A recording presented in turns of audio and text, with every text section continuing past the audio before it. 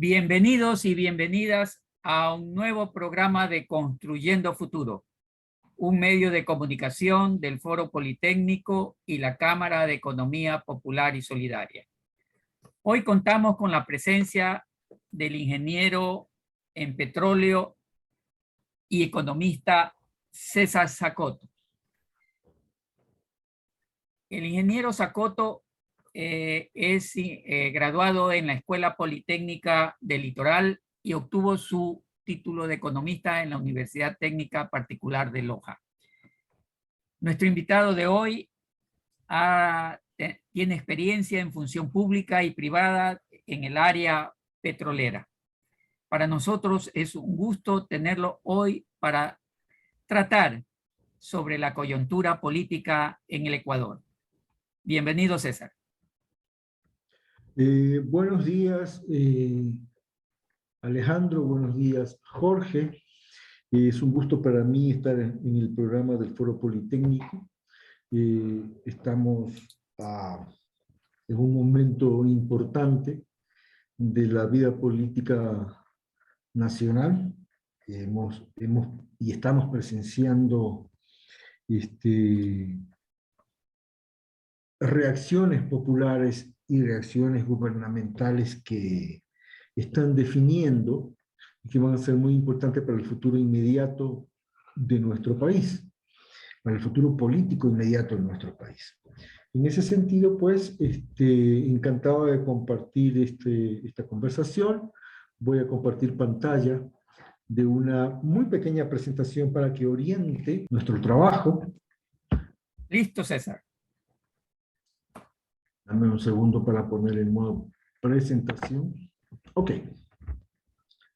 Bueno, entonces, como habíamos adelantado, estamos esta mañana hablando de algunos temas, unas reflexiones, una aproximación más bien descriptiva de lo que ha venido sucediendo en lo que se da a llamar el paro del movimiento indígena liderado por la Confederación de Nacionalidades Indígenas del Ecuador. Entonces, yo quisiera poner el contexto de en qué momento nos coge este paro. Y para eso nos ayudan algunos numeritos, no muchos, para no cansar a nadie, que nos puedan dar el contexto. A ver, el crecimiento de la economía ecuatoriana, 4.2 en el 21. 4.2 cuando la situación está normal es un crecimiento bueno. O sea, hay un desempeño de la economía interesante. Sin embargo, esto se debe más que nada al llamado en economía el efecto rebote, que tuvimos en el 2020 una bajada por la pandemia muy fuerte de las actividades económicas. Pasa este bache, esta y cualquier economía, y hace una recuperación, ¿no? Una recuperación que no significa crecimiento, significa que simplemente nos empobrecemos un poquito menos. 4.21 es una recuperación baja, un rebote bajo comparado con el resto de países de la región de Sudamérica, ¿no? Entonces, estoy tomando cifras de un interesante, para el que quiera profundizar en el tema, de un interesante artículo en el blog País Radical, elaborado por Jorge Cáceres, que aquí nos acompaña, y Osvaldo Galarza. He querido tomar 2 o 3 numeritos para que nos den el contexto. Otro de los temas importantes respecto de la economía son las inversiones del Estado. El Estado, para el 2020 invirtió, para el 2022 invirtió el 1.7% del PIB. Para poner en contexto, porque si está solito nunca se sabe si es mucho o es poco, en el 2020 fue el 3.3% y en el 2017 fue el 5% del PIB, es decir, más o menos se redujo en una tercera parte, o sea, la inversión pública, y es una inversión que normalmente genera dinámica económica, y se ha reducido totalmente. Y tenemos, eso sí, y ha sido muy comentado y ponderado por muchos analistas económicos con los que no concordamos, el hecho de que tenemos a 8.800 millones de reserva internacional, cortado a abril del 2022. Eso, eso tiene un carácter importante porque nos revela cuál es el tono de este gobierno. Un gobierno de derecha, un gobierno neoliberal, etcétera, que por este tipo de cosas, como lo que estoy diciendo, el aumento de la reserva monetaria importante, nos dice que eso significa que la casa está en orden. Y ya aquí me agarro a la parte de la sociedad. La pregunta es, ¿cómo puede estar una casa en orden cuando tú tienes problemas en los hospitales, que no hay medicina, que se cae la infraestructura hospitalaria a pedazos? Cuando tú tienes problemas con los servicios públicos que se han deteriorado terriblemente, solamente para dar dos ejemplos muy rápidos, sacar pasaportes y sacar cédulas en este país, pasamos de tiempos de 50 minutos, una hora y media hace unos años, a 2, 3, 4 días, a veces semanas y a veces hasta más para un documento de eso. ¿Cómo puedes decir que ese tipo de servicios tan deteriorados corresponden a una casa en orden? No sabemos la casa de quién será. Y por otro lado, el tema de la educación, bueno, fue noticia hace varias semanas la cantidad de estudiantes universitarios que se han quedado sin cupo. Entonces, ese tipo de cosas, por ejemplo, nos hacen dudar, nos contrarían realmente que se diga que la casa está en orden para proseguir. Que hay un montón de necesidades insatisfechas de la gente, un montón de retrocesos.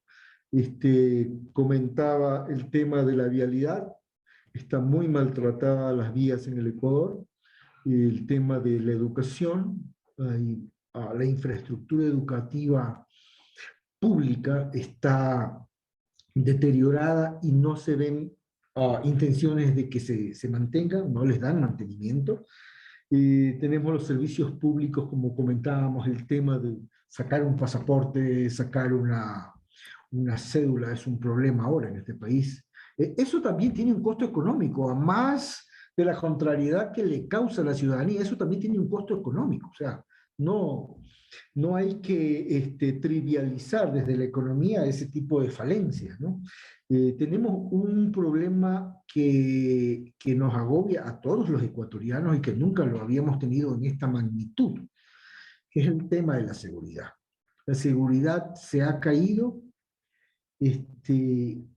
a niveles que nunca los ecuatorianos habíamos pensado. Estamos ya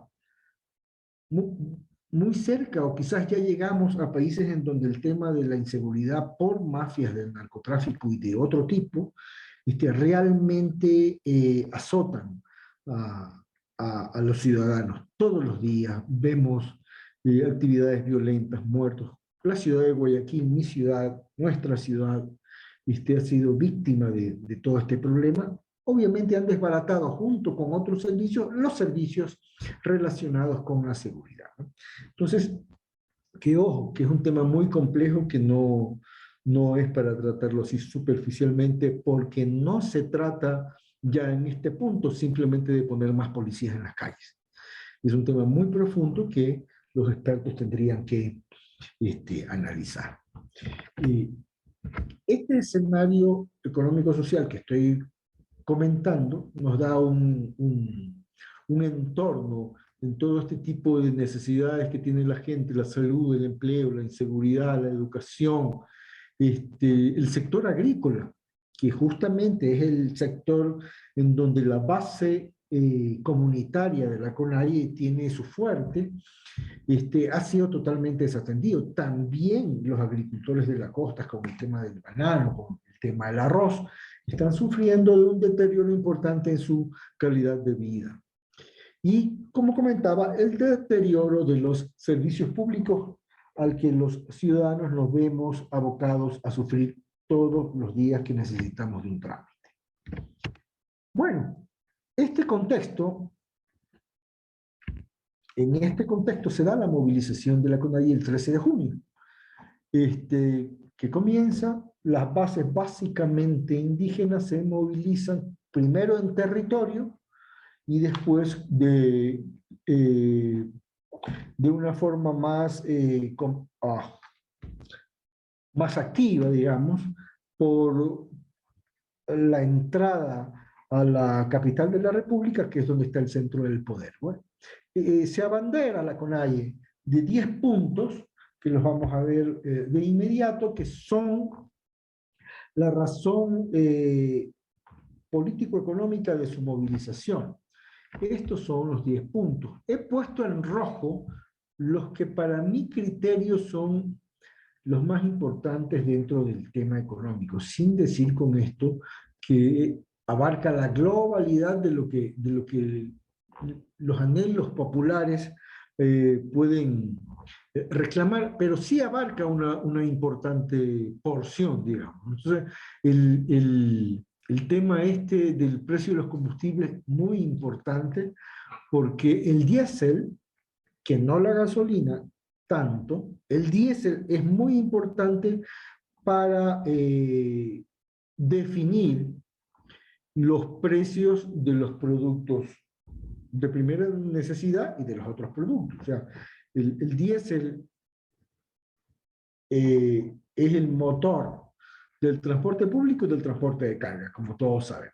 Y tiene un impacto importante en el precio de los bienes de consumo masivo.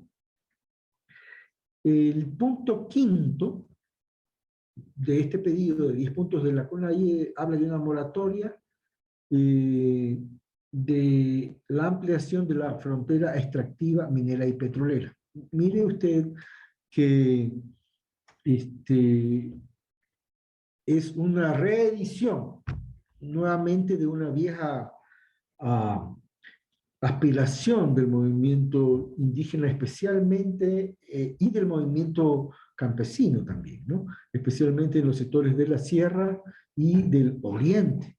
Es decir, el tema de la minería y el tema de la frontera petrolera es un tema que hay que tratarlo de manera muy seria y con interlocutores que obviamente estén enterados del tema. Y hago esta observación de que estén enterados porque las autoridades del sector petrolero y minero, yo veo que tienen ciertas falencias en cuanto al entendimiento de cómo se trabaja en esta industria, ¿no? Aquí hay un tema en el punto 7 sobre la privatización de los sectores estratégicos. Y aquí quiero hacer un comentario. En la respuesta que da el presidente de la República a estos 10 puntos, el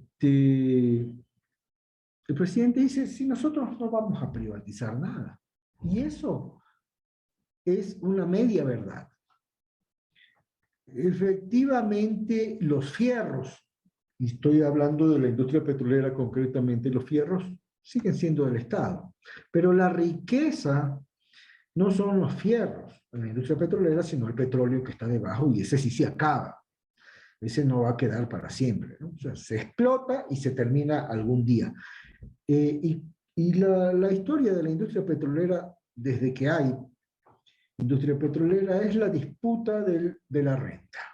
Entonces, yo creo que más allá, y aquí me refiero a esta controversia que hay, si los contratos de prestación de servicio nos convienen o nos convienen los contratos de participación, etcétera, me parece que hay que ir más allá y exigir al gobierno de la República que le muestre a los ecuatorianos, que les entregue qué cálculos han hecho, qué documentos tienen que justifiquen el cambio de este tipo de contratos y cuánto, y aquí viene lo importante, y no solamente eso, sino que cuánto es la proyección de el aumento de renta petrolera del cual el Estado va a participar. Eso lo justificaría todo.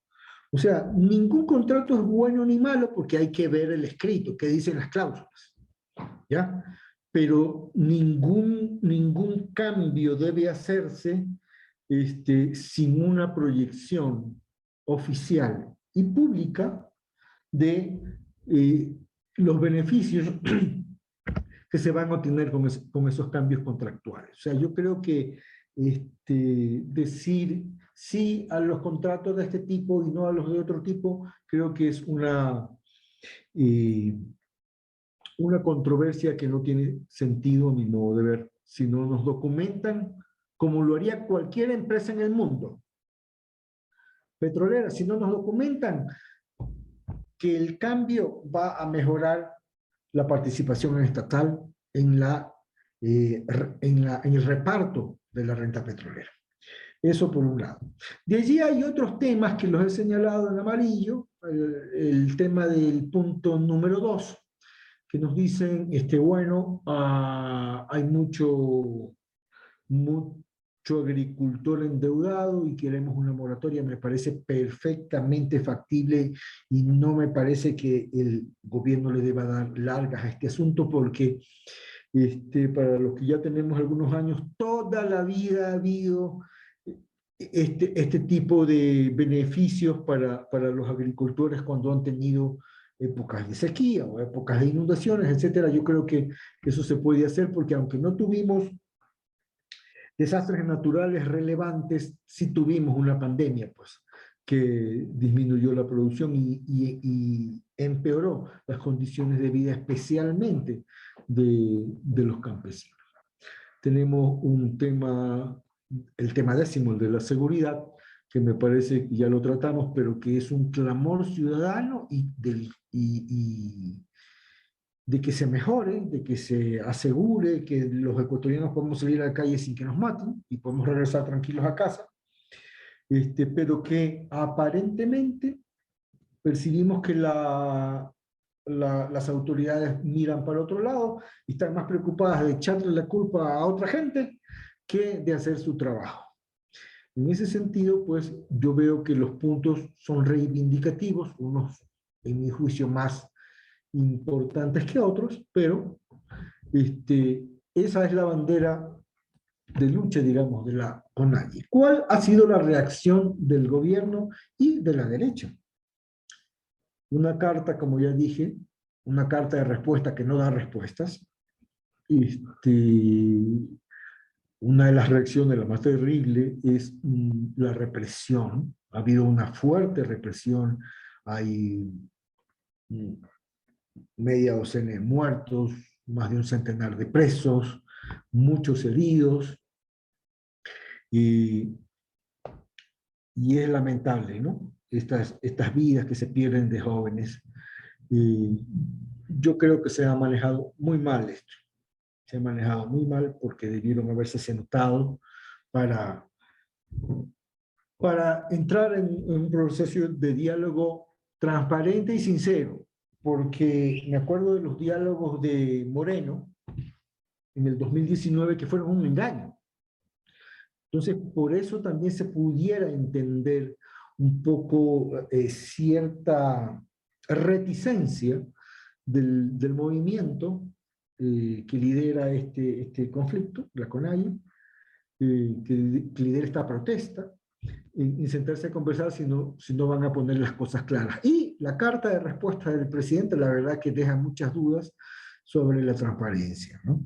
Entonces, esas serían dos de las expresiones, dos de las reacciones de la derecha y el gobierno, y hay una en la que me quiero detener un minuto, que es el tema de la exacerbación del racismo, especialmente en la ciudad de Quito, que ha sido el centro, pues, neurálgico de las actividades políticas, los marchantes, los protestantes, la reacción de la policía, la represión,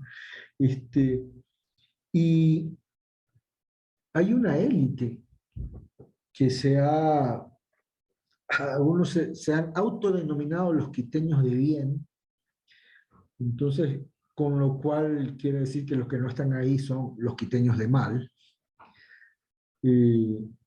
que ha, como pocas veces, exacerbado el tema del racismo y no han tenido empacho en publicarlo en redes sociales y en la calle, en la noche, tarde y noche, que los indígenas fueron desalojados con una represión fuertísima de la Casa de la Cultura que se habían tomado.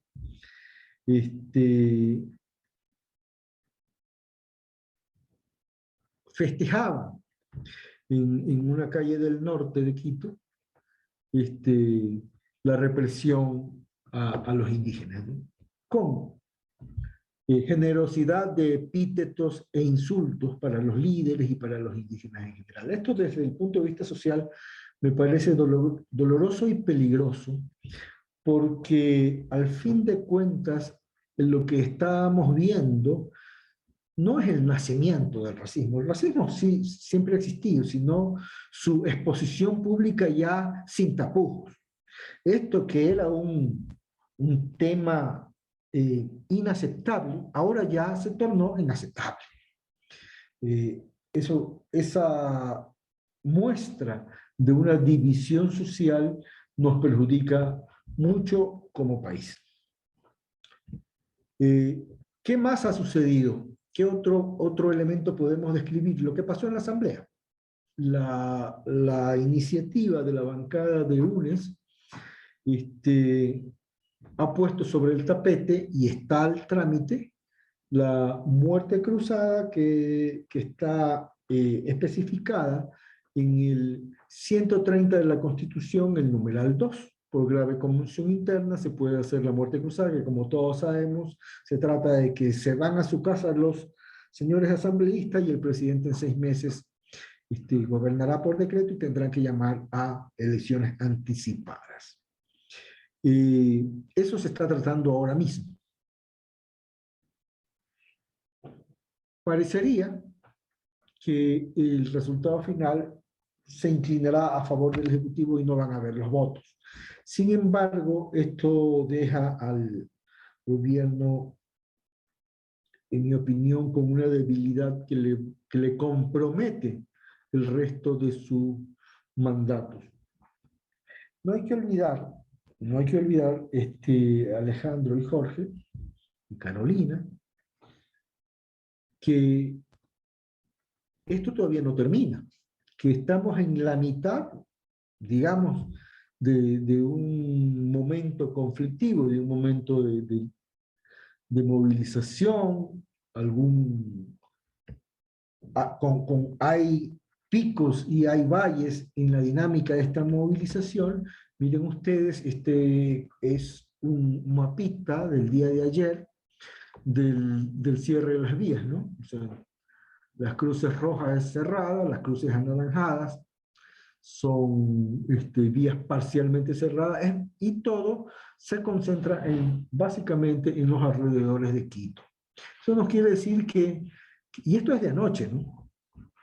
Esto quiere decir, nos indica que todavía hay cierto tipo de movilizaciones, que no se ha terminado la voluntad de movilización del sector indígena y que con altos y bajos puede seguir durante un tiempo más. No sabemos cuánto. Dependerá mucho de los actores, ¿no? de la dirigencia de la CONAIE y de los representantes del gobierno de que lleguen a un acuerdo, de que se den situaciones que además de alguna manera satisfagan las reivindicaciones que piden sectores populares, ¿no? Entonces, esa es la situación que vemos como está ahorita. La pregunta es qué es lo que se viene. ¿Va a fortalecerse o debilitarse el gobierno? ¿Va a fortalecerse o debilitarse lo que llamamos el campo popular, que corresponde a la CONAIE y todos los sectores sociales de las tendencias de izquierda? Eso es algo que lo sabremos con los días que vienen, ¿no? Con los días y semanas que vienen. No estoy tratando de vaticinar nada, pero sí de plantearnos estas preguntas que me parecen relevantes. Y una que queda flotando en el aire, pues, ¿no? ¿Alcanzarán las organizaciones de la tendencia la madurez suficiente para ir hacia una unidad? No lo sabemos. No lo sabemos. Estamos, digamos, en un momento en que hay que tomar decisiones hacia una transición para lograr condiciones políticas y de acumulación de fuerzas que le permitan a la tendencia tomar el poder y regresar al Ecuador por la vía del crecimiento, del desarrollo, del fortalecimiento de la nación que tuvimos hasta el 2017 con el gobierno de la Revolución Ciudadana. Bueno, esa es una panorámica general. Y esto no he puesto fin porque no tiene fin todavía. Y he puesto seguimos para terminar esta presentación. Estoy listo a comentar cualquier pregunta, más allá que cualquier pregunta o comentario, porque esto no es una presentación magistral, ni estoy diciendo nada que nosotros en el fondo no sepamos, sino que simplemente he tratado de ordenar. Hay acontecimientos que se están dando a cada rato. En este momento sabemos pues que el presidente ha derogado el decreto 95. El decreto 95 que trata que es un conjunto de instrucciones a los funcionarios del área petrolera, básicamente a la gerencia de Petroecuador y los que tienen que ver con la producción petrolera, para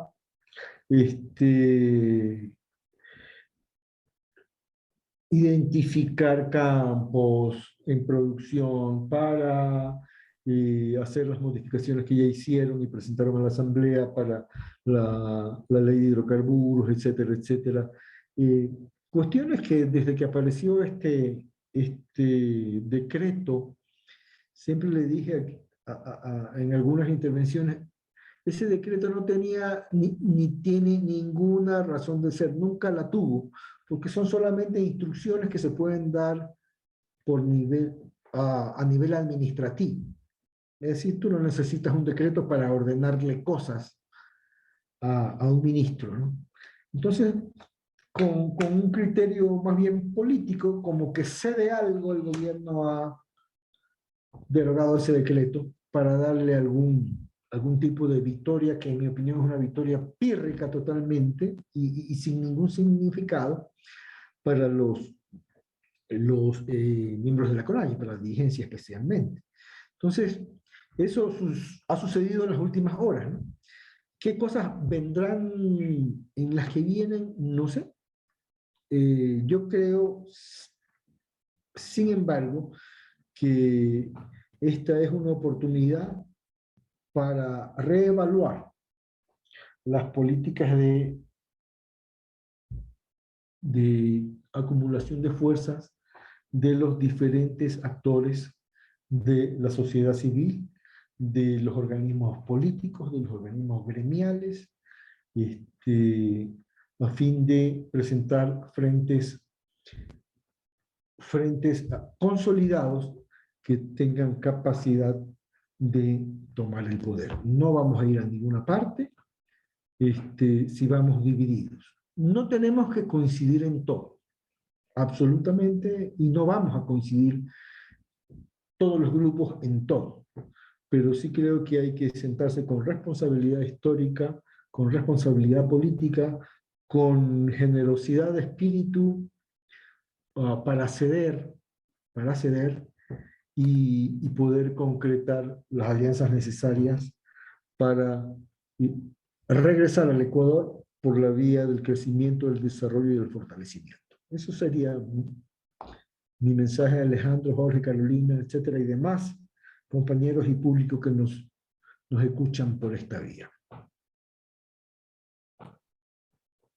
Gracias, César. En realidad, has reflejado el quiebre de equidad en un desequilibrio en nuestra nación, en que los que están soportando la mayor carga económica de la situación actual han reaccionado, y con resultado de que esa reacción ha producido en ciertos sectores una actitud racista, como tú bien lo manifestabas, muy dolorosa y peligrosa, un retroceso en los afanes de integración y desarrollo general.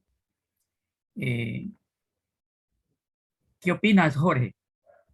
Bien, me parece que la exposición que ha hecho César Zacoto nos ha dado una panorámica de lo que sucede en este país, las demandas de la CONAIE, las respuestas del gobierno.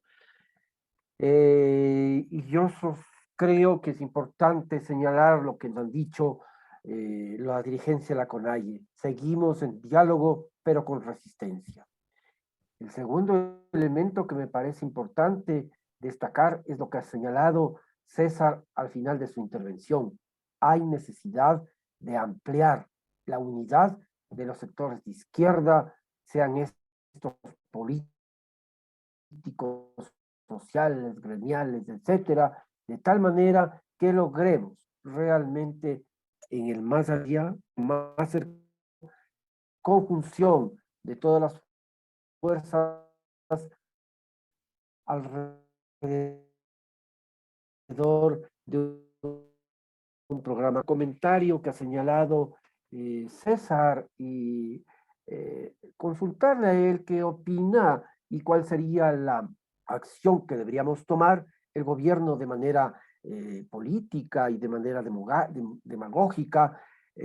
Dice que va a derogar el decreto 95 que señaló las políticas de hidrocarburos de 100 días, estas instrucciones administrativas para definir qué campos, privatizar la refinería Esmeraldas, definir, comenzar la venta de las gasolineras,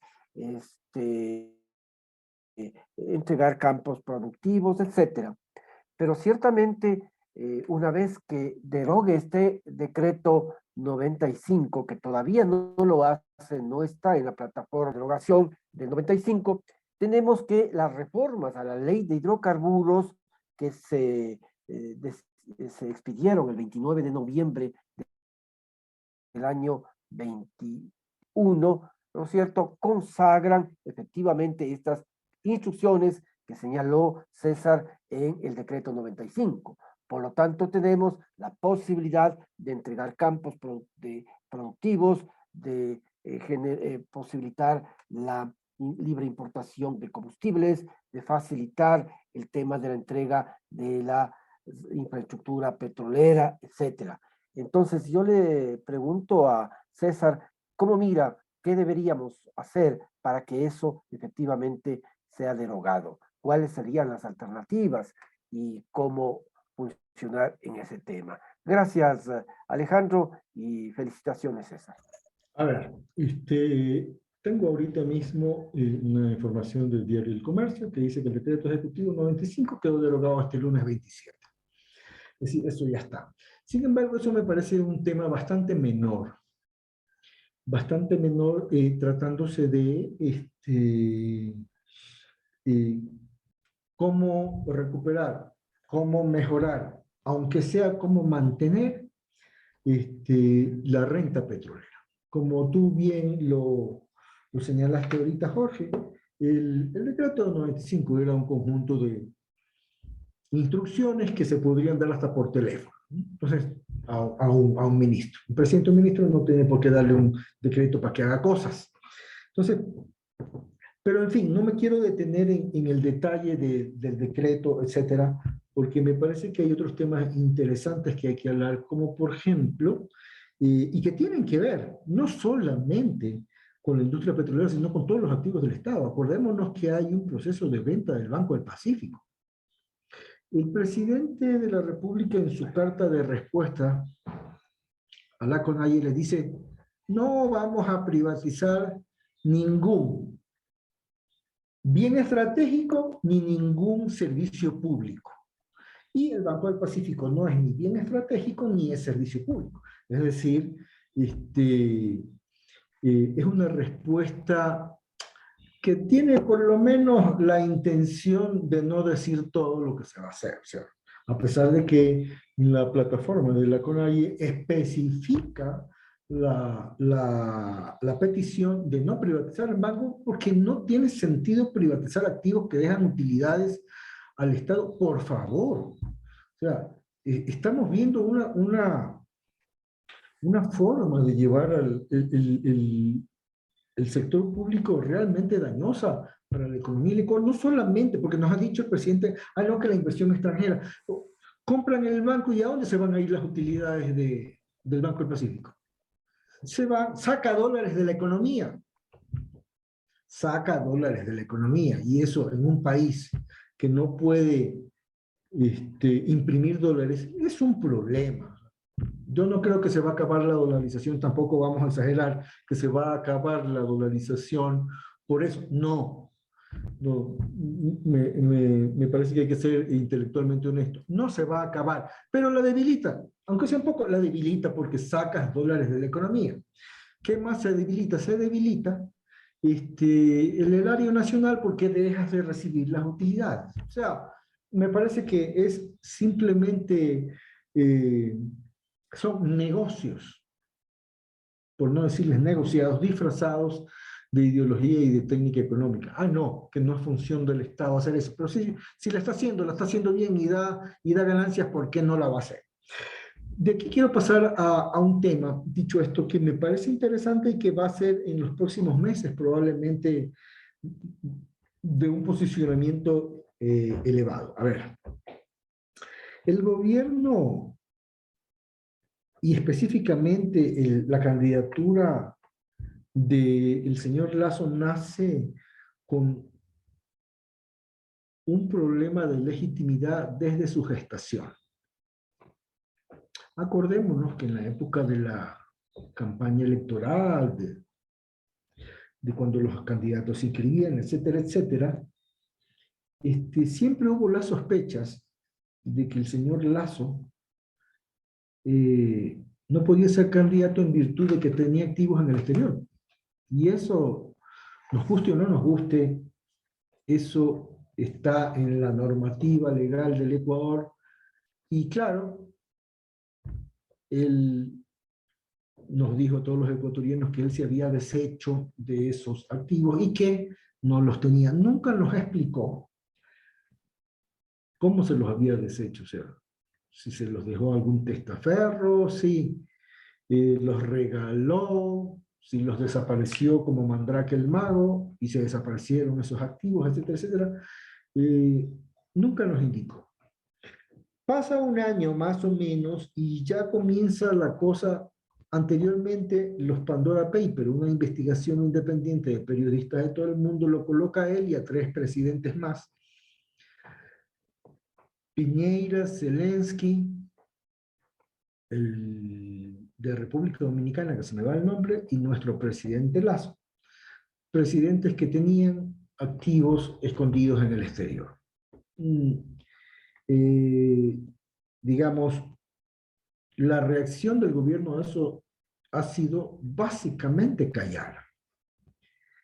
Y en las últimas semanas llegó la noticia de que unos congresistas de los Estados Unidos han escrito una carta al presidente de los Estados Unidos, Biden, y al fiscal general de ese país, en donde mencionan que el presidente del Ecuador, Guillermo Lasso, tendría estaría usando el sistema financiero y el suelo norteamericano para mover activos, digamos,